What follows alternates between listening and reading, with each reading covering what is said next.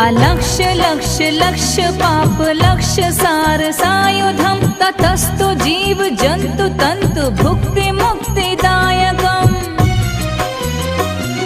विरंचि विष्णु शंकर सखीय धाम वर्मदे त्वदीय पाद पंकजं नमामि देवी नर्मदे